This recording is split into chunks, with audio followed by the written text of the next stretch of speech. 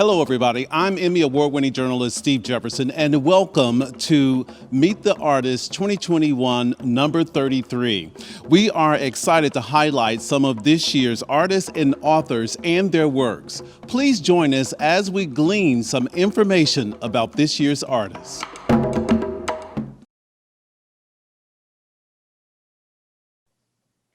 Hello, my name is Deonna Craig. I am a full-time visual artist and art instructor from Indianapolis, Indiana. And my medium of choice for this series, and actually most of my work, is acrylic. I absolutely love working with acrylic paint. It's fun, it's vibrant, it's extremely flexible. And depending on the painting technique used, acrylic paintings may look similar to either oil or watercolor, just for example, and I work in watercolor as well. But I'm also an art instructor with a large youth base. And so teaching art to individuals who've never picked up a paintbrush lends itself to using acrylics for ease and flexibility. So it's just an awesome medium all around.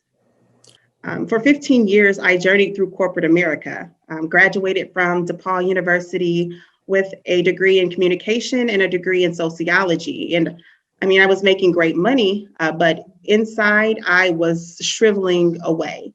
And it wasn't until 2010, Mom and I went to a wine and canvas type of event. And that was the first time I had even picked up a paintbrush. And ironically, after class, the instructor asked if I'd ever studied art before, and I said no. And he said that I should probably tap into that and kind of see where it goes. And so the next day, I went to Michael's, purchased some art supplies. I came home and painted.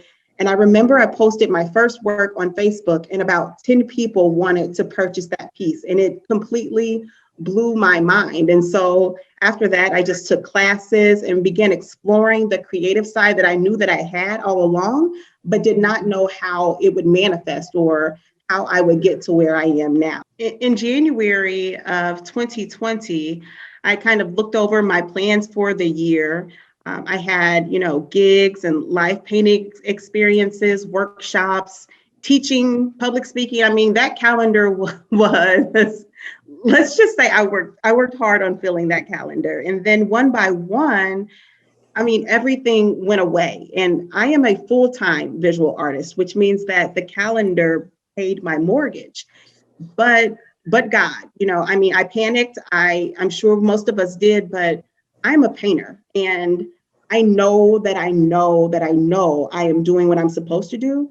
And so I just had to get creative in transitioning my business from being completely virtual, and trying new things and just doing things I've never done before. And it was absolutely a year of tests and stepping even further out of my comfort zone. What I thought that I was going to be doing, I totally wasn't anymore. And just trying to be flexible. And I thought it was going to be the most trying year of my business. And it ended up business-wise being one of the best. In the year that we are calling 2020, my work absolutely reflected all of the things that we were speaking about and listening to in the news. And not only did I have to process what that meant for me, I teach kids. And so I transitioned a lot of my art instruction around social justice to kind of have those extremely important conversations. And it was a very, very necessary experience. And then in addition to that, I was also afforded the opportunity to contribute to the Black Lives Matter mural that was installed on Indiana Avenue. I painted the V in the word lives, which sits directly in the middle of the mural. And this artwork allowed the names of our fallen community members at the hands of IMPD to continue to be a part of the social justice conversation. And so at a time that we're speaking about George Floyd and Breonna Taylor, which are extremely important, names like Joshua Beal and Brandon Foy and Aaron Bailey, Michael Taylor, those needed to be as much as of the conversation as well, because we live here. This is our community. And just being able to contribute to that experience is really something that I'll never forget. 2021 is my first year participating in Meet the Artists, and I am extremely grateful for the opportunity to share my work. And not only that, to learn from others and then just contribute to the creative community here in Indianapolis.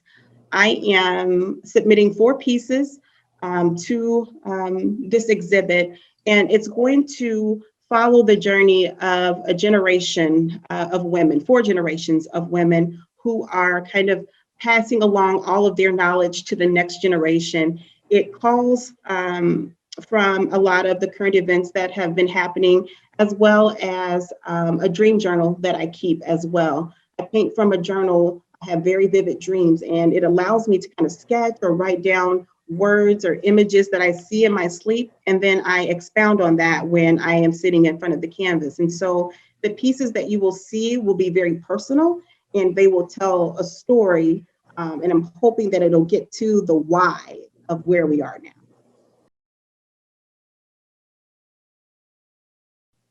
My name is Jason Jones. I am a photographer. I work in the medium of photography. I consider myself the unlikely photographer. I tell people that all the time. I'm a born and raised here in Indianapolis, man. I'm a Hoosier, West Side kid, North Central High School. Did 6 years in the Marine Corps. I spent 4.5 years with the anti-terrorist team while in the Marine Corps. That's why I consider myself an unlikely photographer.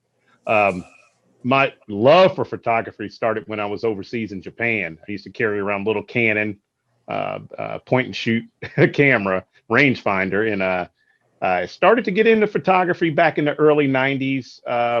But my job in the Marine Corps, we moved too much, and I took local classes at schools and within the area of our base, and just didn't follow through with it. Then came raising kids. I am a working man with a photography appetite. I've been an appliance repairman now for 26, 27 years. I was in a customer's home working on a stovetop range. And I carried a camera in my service vehicle everywhere I went. At the time, I was working for Sears. I was with Sears for many years. And he was cursing up a storm as I'm working. You know, he's on the phone cursing up a storm. I asked the gentleman, I said, man, are you okay? Is there anything I can do? He goes, I just lost a photographer for the Geist Marathon. And this is how I sold myself. I've got a camera in the car. If you're looking for a photographer, I had never photographed anything in my life as far as sports. And so I played myself up. He strapped on a pair of running shoes. I clocked out to lunch, and he proceeded to run up and down his street for 20 minutes, and I photographed him. He came back, looked at the camera, you're hired. And that's where it started. That's exactly where it started for me to rekindle for photography. And I told myself, I'm going to start pushing myself and really learning. And thank God for YouTube. We didn't have YouTube in the 90s, man. So thank God for YouTube. Everything I learned about photography from YouTube. And from that one point of talking to that gentleman and that home for service call has really pushed me out. And I found that I wanted to get into portrait photography. I've always told people I don't make movies, but I have movies up here and I want to create characters up here. And so as you can see behind me, I love creating characters and being whimsical. I've got this love for the Victorian era, man. So a lot of the stuff you'll see, like she has a neck ruff on in this photo behind me, you know, little pieces of that. And I love dark photography. I love horror movies. So I try to create dark, kind of whimsical, Victorian-esque type photos. I went to last year's Meet the Artist only because of a customer, you know, and he's like, man, you should really get to meet the art. I was blown away at the amount of local artists here in the city. Man, I'm born and raised here, and I'm just so proud of these artists, man. And man, we have a big art scene here in Indianapolis, and people need to wake up. The country needs to wake up and take a look at us, man. If you're a local artist here in Indianapolis, man, and you want to jump into this photography game, jump into it. I'm a self-proclaimed insomniac. I learned everything I know about photography, digital photography, lighting. That is as you can see behind me, I don't play around with that light, man. That's what I believe makes me an artist, and you an artist. We can all take a photo of a flower, but how are you going to separate your flower from that person next to you? You know, and I do it by lighting. I love lighting. I love playing with light. If you want to get into this game, and I'm new in this game, trust me, but I'm finding out, man, please network with local photographers. And you can always hit me up on Instagram and we can talk about photography all day. So please branch out, get to these events like Meet the Artists, network with these local artists, man. There's some badass artists out here. All righty, my name is Alonda Kelly Peoples, and I prefer Kelly because no one really remembers my first name, Alonda, or if they try to remember, it's Yolanda. So Kelly's more memorable, but I am the author of 2 books, one which is entitled Dying to Be Me, and this is a memoir about my life, and my second one is called Get Me Paid, and it's a fiction, just kind of spicy and juicy. I got into writing as a child. I had seen the movie I Know Why a Caged Bird Sings by Maya Angelou, and her storyline kind of mimicked what I was going through at the time. And I believe I was about 10 years old. And I really didn't have a voice to kind of say what I needed to say to who I needed to say it to. And I was going through some things with a family member that was touching on me, and I didn't know how to speak on it. And this movie kind of touched me so much so that I went to the library in the elementary school and found the book, started reading anything I could about Maya Angelou. I just became engrossed with her.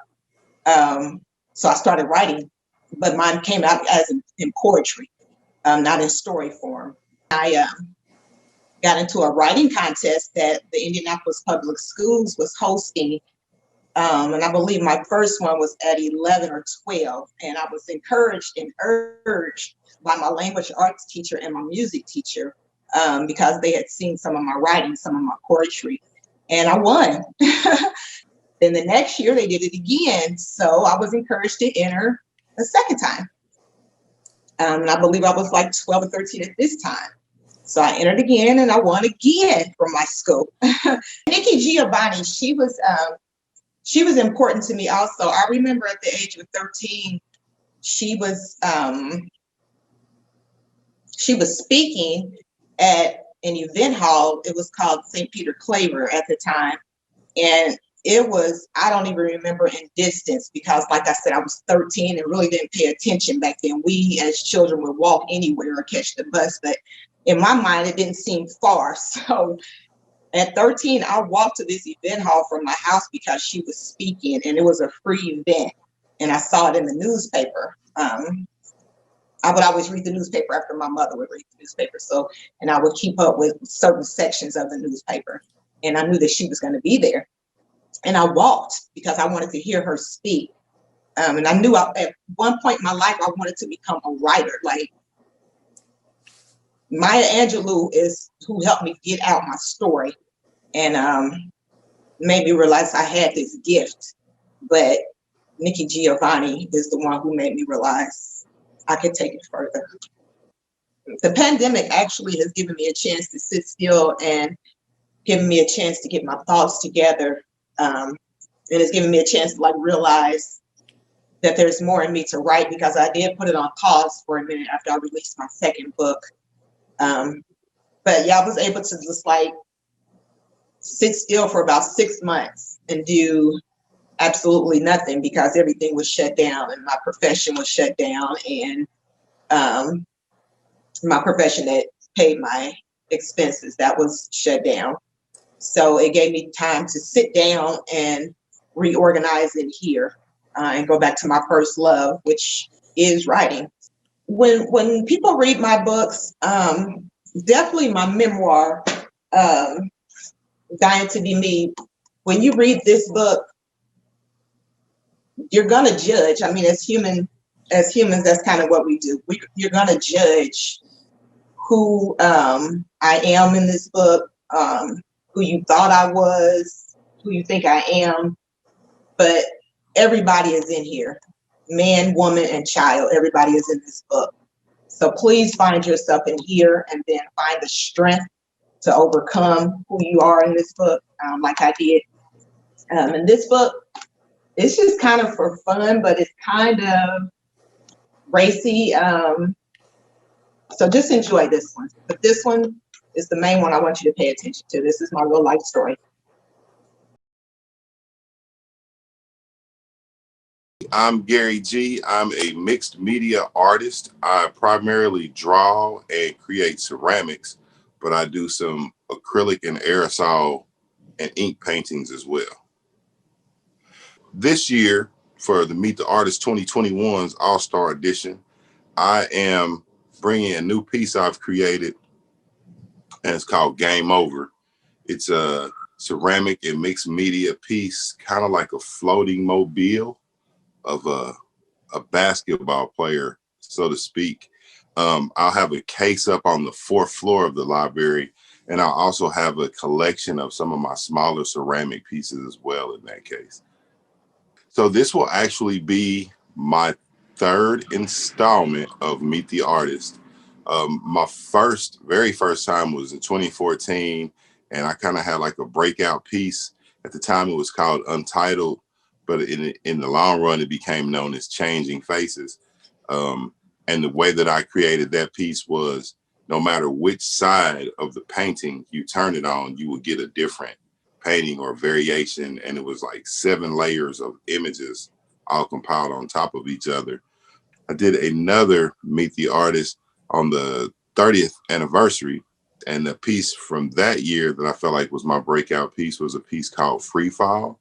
And that is a mixed medium drawing with a little bit of acrylic, pastels, and inks inside of those, and a little bit of aerosol as well, so spray paint. And it was just pretty much like, it was a piece that I was working on throughout the year that was just hanging on my studio wall. And whenever I had excess paint or anything, I just needed to check the color, I just kept using this paper. And as the time went on, I just started seeing images transform on that. So that is how Free Fall came to be. It was just things freely falling on the paper. During the pandemic, travel's been kind of at a cease, and there were times where the work was uncertain, just like some of the civil unrest that even happened in our city. So during the pandemic, after the peaceful protest turned into the many riots, there was the aftermath. And I had the chance to actually paint an 11-panel mural on the boarded up windows of the Indiana Symphony, so at the Symphony Center. And I think that made a big difference, like talking to people along the way. I also was involved with the 18, as we've become known, working on the Black Lives Matter mural on Indiana Avenue. I did primarily the I in lives, and I had an assistant, Devin Fosco Kimbrough, another talented artist in the city. And then I've also kind of managed in and working with like Tony Radford from not only the library, but in another artist collective called We Are Indie Arts. So working in these two collectives has also helped me. And I believe going back to school later in life at Ivy Tech in Heron locally has helped me as well. And starting this semester, I'll actually be an adjunct professor for Life and Object Drawing 1 at Ivy Tech. So it's kind of like full circle coming back. My mother was a big influence in my artistic growth. I've probably been drawing since I was 4 or 5 years old, consistently. By the time I was in the 6th grade, she brought me a professional art kit for Christmas, and I kind of mastered that kit. I won't say I mastered it, but it was before YouTube and social media and being online, so we kind of had to read the book. And I remember I had an art teacher, Mr. Sullivan, took it back to him in the 6th grade, and he was kind of impressed. I did an oil painting of Sitting Bull. By junior high, I had an art teacher, Sharon King, who got me involved in the Saturday classes at Heron School of the Art. And then high school, I remember I had another teacher named Mr. Price, Wendell Price. He's still a pretty prominent artist, and he's been in Meet the Artist as well. I'm not sure if he's one of the All-Stars that may be back this year. But nationally, in my whole life, I tell people that my true artistic influence was J.J. Evans from Good Times. So kind of the bucket hats, the Kango is like from the hip hop side of me, but J.J. Evans from Good Times was an artistic influence. And then another influence of mine, Hector Del Campo, was a professor at Ivy Tech. He said, I like that answer, but J.J. Evans from Good Times didn't paint those paintings. You got to find out who did. So I found out it was Ernie Barnes. And Ernie Barnes was a professional football player turned professional artist who did all the elongated poses. So everything from Marvin Gaye's Sugar Shack, which is a inspirational painting in my life, to Curtis Mayfield's, I think, Midnight Caller, the Midnight DJ, and the '84 Olympics. So that's probably my biggest artistic influence throughout life. And also in addition to maybe Stanley and Jack Kirby. Sometimes it's dependent on the piece that I may want you to look in and see that sometimes I hide things in many layers, or there may be some reason subconsciously or consciously that's involved in that piece to try to draw the viewer in. But I just want the viewer to kind of form their own opinion and appreciate something that's outside the normal classical landscapes and portraiture. We have some great artists this year, as you can see. Make sure you stop by Central Library and some of our neighborhood branches to view the exhibits.